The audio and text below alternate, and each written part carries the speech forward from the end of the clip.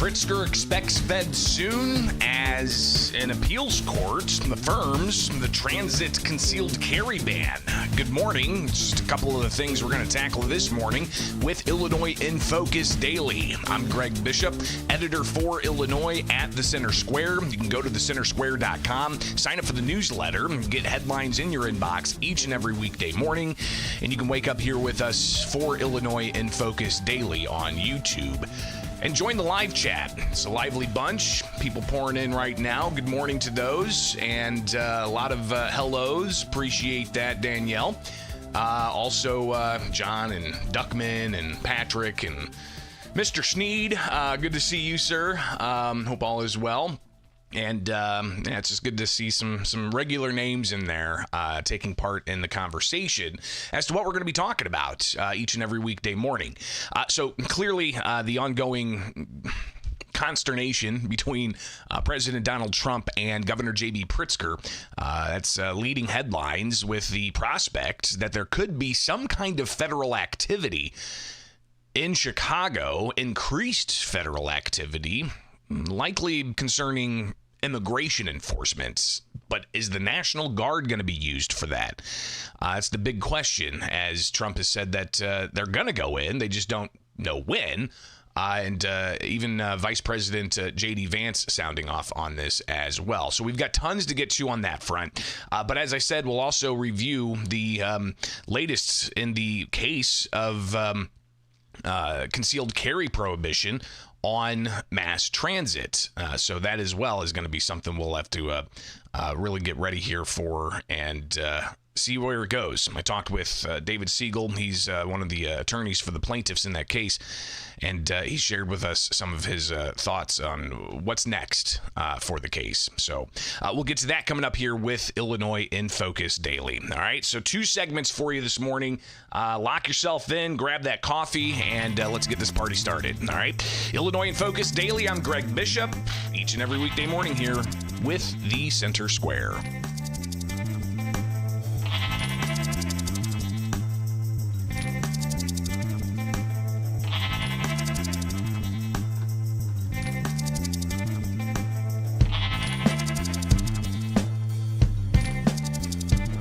This is the best issue of all. They are against preventing crime. They are fighting us. I want to go into Chicago and have this incompetent governor that doesn't want us.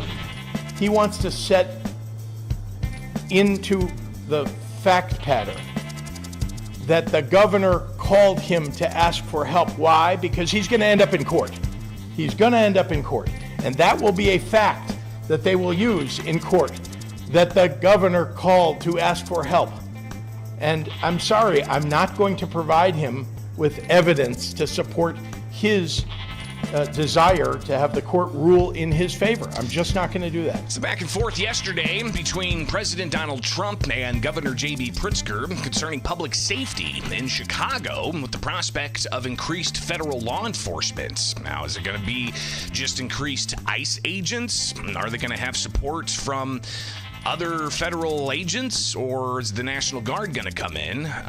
We'll hear a lot of this here with the Illinois in Focus Daily. I'm Greg Bishop, here each and every weekday morning with you. Appreciate you guys tuning in and relying on Illinois in Focus and the Center Square to keep updated of what's going on in the states, in particular with state governments. And we talk a lot about laws that are being implemented and the court process and so on. But when you got the ongoing conflict between President Donald Trump, a Republican, and Illinois Governor J.B. Pritzker, a Democrat. It's been pretty heated lately. Everything from the redistricting fights that we had the focus of for about 2 weeks last month, and then you've got now this National Guard issue that's the focus, and we have yet to even really see the possibility of the no cash bail executive order that President Donald Trump signed that could withhold money from the state of Illinois, because the state of Illinois has no cash bail statewide.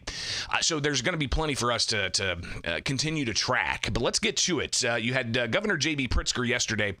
He was taking part in a discussion with community violence interrupter groups, and these are the nonprofit groups that get various tax dollars to get out on the streets and try to interrupt the violence.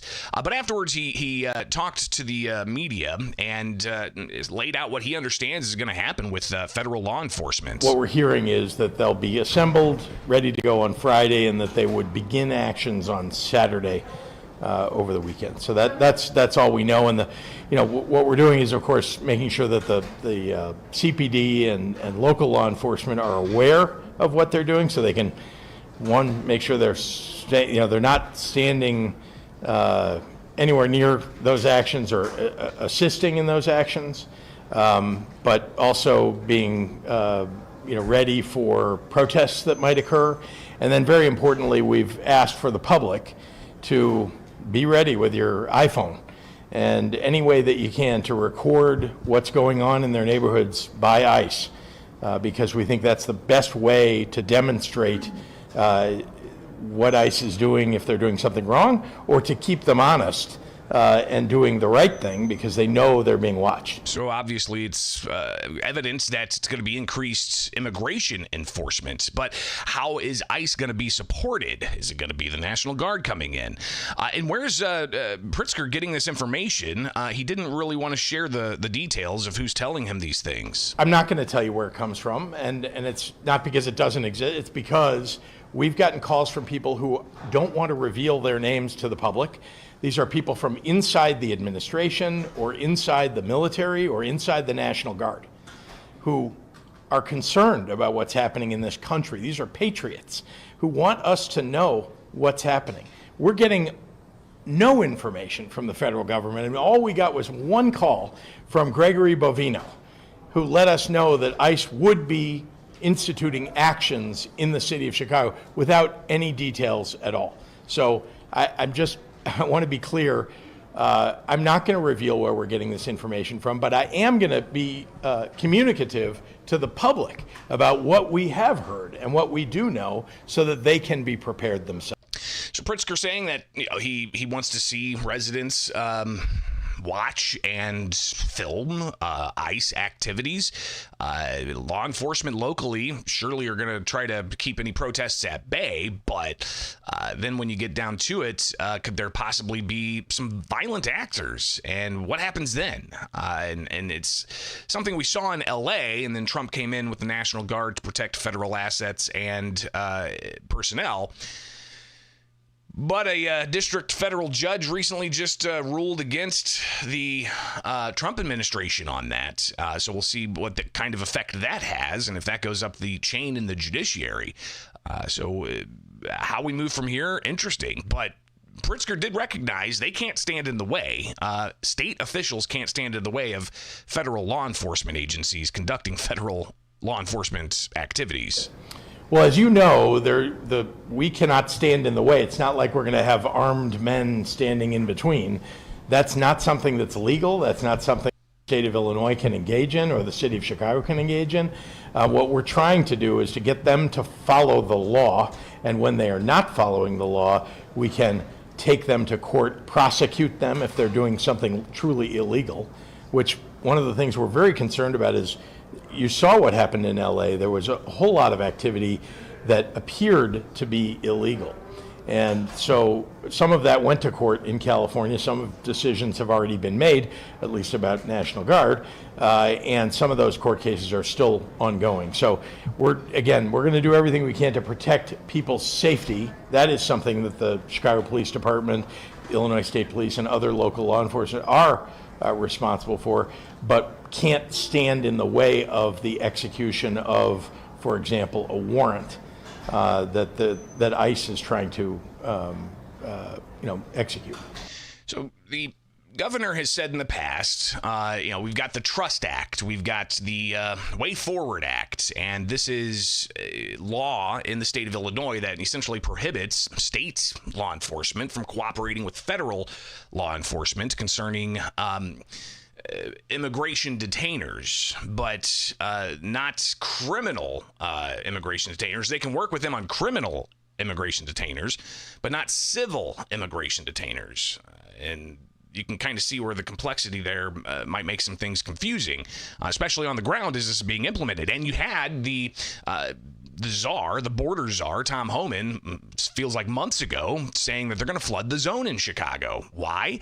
Because Chicago does not communicate with ICE as to when they have an illegal alien in their custody at a jail, for instance, or if they're going to be released from an Illinois prison. ICE doesn't get a heads up.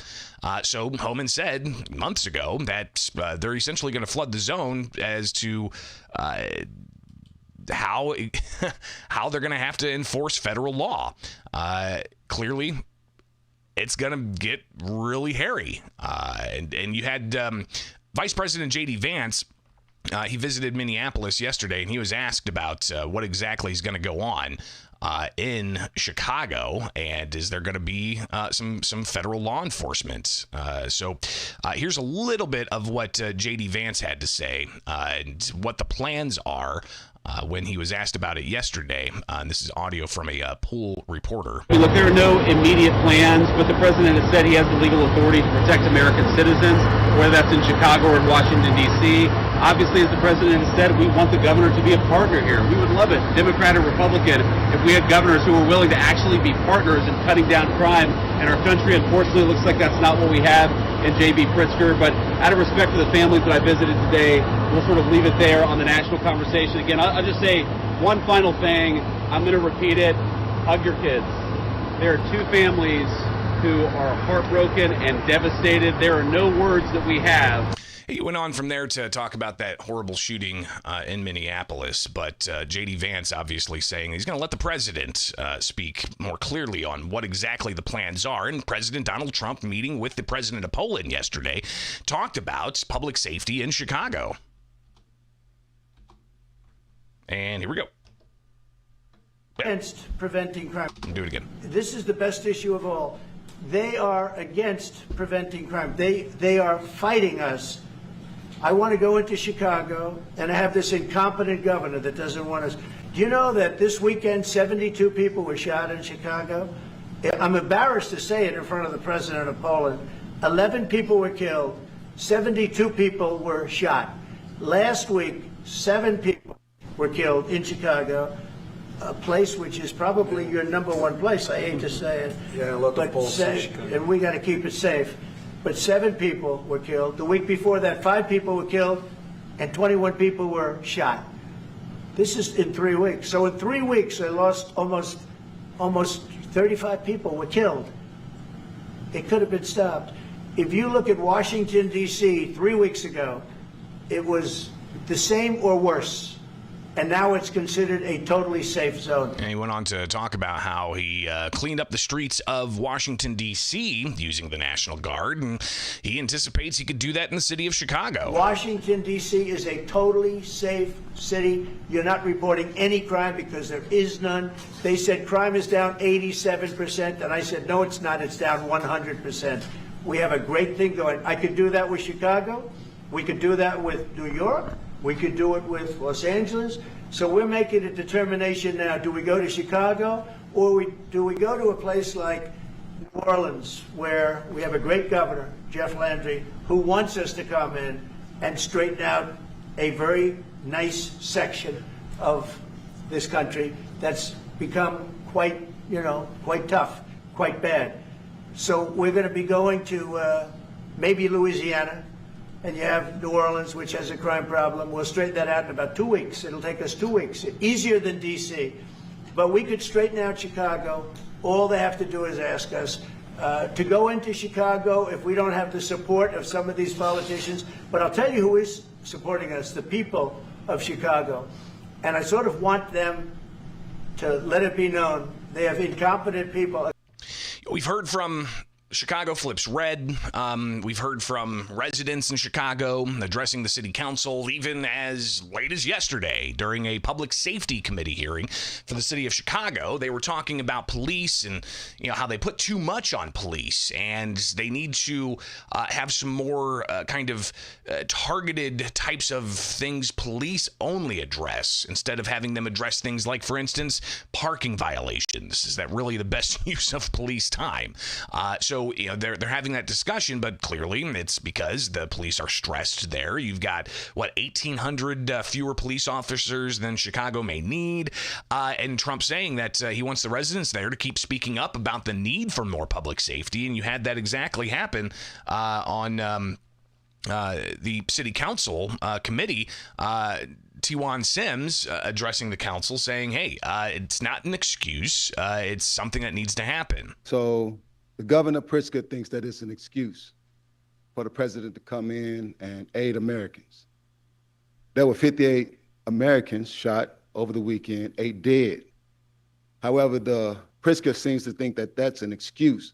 However, someone should inform him that that is a presidential obligation to protect the American people. We got Mayor Johnson. He said this. He said, you know what? Trump can help us by sending federal aid to stop the endless flow of guns coming out of red states. He named the states, which puzzled me. He said Indiana, Louisiana, Mississippi. Then he went on to say the number of guns, possibly tens of thousands of guns that are coming into the city. He can stop. If you have all of this detail, why haven't you stopped it? If you have all of this information, why aren't you the one aiding the American citizens? We had 18 women, mostly, shot in River North right after the debacle about curfew. However, was there an EO sign for that to protect the American citizens? No, it wasn't. But we have Mayor Johnson signing an executive order to protect the undocumented. Why? What is this? I truly would like to know. We have Pritzker. Oh, wow. So the city and the state is being ran by what? Anti-Americans? Thieves, I suppose, because there's got to be some gain in this. For y'all to stand up, for like all the work they did for Abreu Garcia, his due process, $5 million in representation, and Americans are being murdered in the cities. But instead of saying, you know what, we side with you, President Trump, on this one. You got our back. For the 5,000 more police officers that can be used for ShotSpotter that was taken when Larry Sneller did.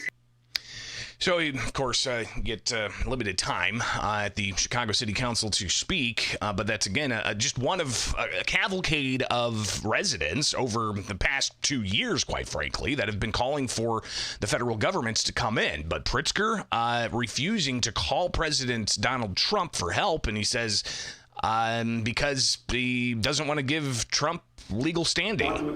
No, I would pick up the phone and call them. I don't understand why everybody doesn't understand this.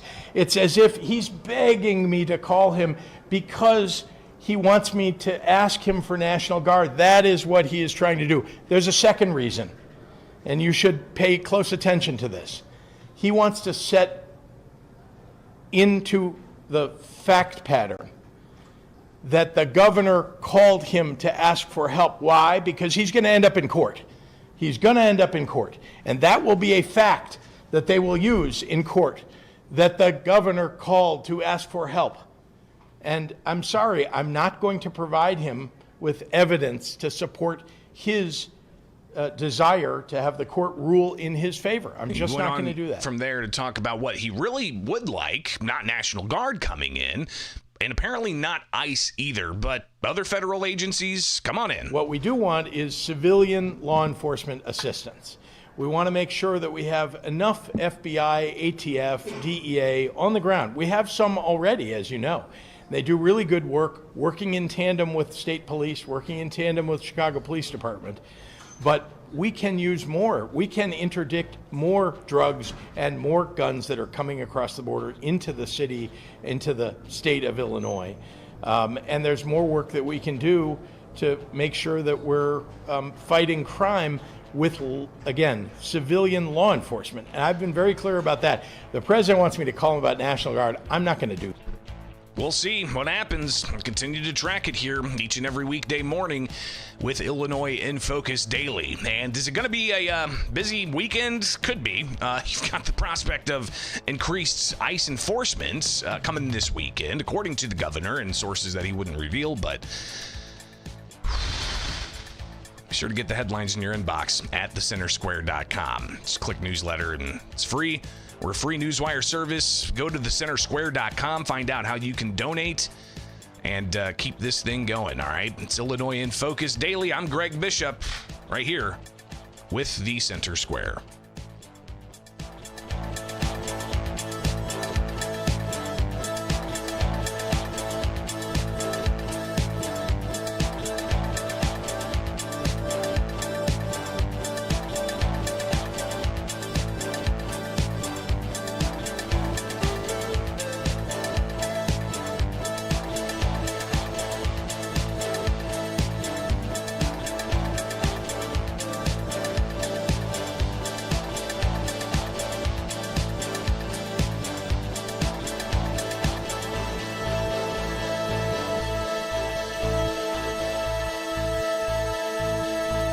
The Seventh Circuit U.S. Court of Appeals affirming the law that prohibits concealed carry on mass transit, reversing a district court's ruling that it's unconstitutional, and plaintiffs looking at the possibility of going to the Supreme Court. Welcome back. It's Illinois in Focus Daily. I'm Greg Bishop, tracking things for you each and every weekday morning here for Illinois in Focus and the Center Square. And we've been tracking litigation against gun laws quite a bit. Obviously, later on this month, you've got the state's gun ban. That's going to be the focus of the Seventh Circuit U.S. Court of Appeals oral arguments. And that's a case that's from the Southern District of Illinois, where a federal judge found the state's gun ban unconstitutional. And in appeals court now, all the briefs have been filed, and they're set to hear that case September 22nd. So that's coming up here rapidly. But you've got other laws that are being challenged in the courts, including the prohibition of concealed carry on mass transit. And the lower courts heard the case, had the briefs, and then the lower court's judge ruled against the law and for the plaintiffs. And then you had the defense, the state and the county, essentially try to characterize the judge's ruling as something that led to several people being shot on mass transit, and the judge had to bring those people in. If you remember, we talked about this. Gosh, when was that? It was like last year or something. But you can find that segment, and I tuned into that call. It was a court hearing where the judge brought in the defense and eviscerated them. Said that it was ridiculous for them to make that assumption that the judge's ruling that a law was unconstitutional led to the shooting, and the defense said that wasn't our intention to implicate that, but regardless, the judge wasn't happy with that. So the case in the federal district court, law ruled unconstitutional. In the appeals court, law is held up, and the lower court's ruling was reversed. So now where do we go from here? I talked with David Siegel. He is the attorney for the Schoenthal plaintiffs, and he gave us a little bit of a rundown of what exactly happened and what their next steps are. Well, the Seventh Circuit came to a different conclusion as the district court did, and reversed the summary judgment and upheld the law. That's obviously something, a conclusion we disagree with, and we are disappointed by that opinion. And we are weighing our options for further and the CTA, but it's a state statute, so our challenge would, apply more broadly. And just for those watching live, you did have a little bit of a hiccup there with the live stream. Had to stop the stream, start it back up all within 30 seconds. So you might have missed a little bit of that. That's why we do the podcast uninterrupted. And we also do the segments recorded locally, uninterrupted. So if you missed a little bit of what he had to say there in the live stream, then you can go back and check out the segments. But Siegel also sharing, we've got this case that's queued up now for the U.S. Supreme Court. You've got the Veramontes case challenging Cook County's gun ban. That has left the appeals courts and actually has been petitioned to the U.S. Supreme Court. You've got the prospect of the Barnett case challenging the state's gun ban coming out of the appeals courts. Regardless of how it goes, if the appeals court affirms the lower court's order or if it reverses the lower court's order, that's going to go to the U.S. Supreme Court. So how this plays out with the U.S. Supreme Courts, they've got all of these different Second Amendment cases, and Siegel says it's clear that this is an issue that's going to be dealt with in the term coming up for the U.S. Supreme Court. I wouldn't be surprised if the court, if the high court were to address this issue in at least a couple different circumstances. Ever since its Bruin decision in 2022 and kind of explained a little bit more by its Rahimi decision. I believe that was last year. There are a number of issues percolating in the lower courts. This public transportation issue is one of them. Certain types of firearms is another. And I believe that the court is going to be, we've seen a much more interested court in the last couple of years on Second Amendment issues. And with the number of petitions that are almost sure to come before it, I can see the court taking the opportunity to address some of these issues in the coming terms. And what all this is going to look like, we'll be watching and hearing and keeping you posted about that case. Again, it's about the prohibition of concealed carry on mass transit. And just a little bit of the analysis. Essentially, the appeals court said, the Second Amendment, it does protect carrying firearms. On public transit, is that the case for self-defense? Well, you get to the history and tradition, and the appeals court, essentially found that the government met its burden to show that the ban is relevantly similar to historical regulations, focusing on how and why they can, prohibit things. Sensitive places doctrine, crowded confined spaces tradition, First Amendment analogies with speech restrictions in sensitive places, modern context with public transits providing unique risks, and a rejection of the plaintiff's argument saying historical evidence does show bans without terror requirement, post-founding laws are probative, government security not unifying a principle. So again, just some of the analysis there of what the appeals court did in their order, essentially upholding the law that prohibits concealed carry on mass transit. Just one of the cases. Out of the appeals court now. Is it going to go to the U.S. Supreme Court? David Siegel saying that they're still evaluating their options. But we'll keep watching as to what happens, and you can catch it here when it breaks with Illinois in Focus Daily. All right, get the the headlines in your inbox. Go to thecentersquare.com and sign up for that newsletter. But also wake up with us here each and every weekday morning with Illinois in Focus Daily, only with The Center Square. So again, go to thecentersquare.com.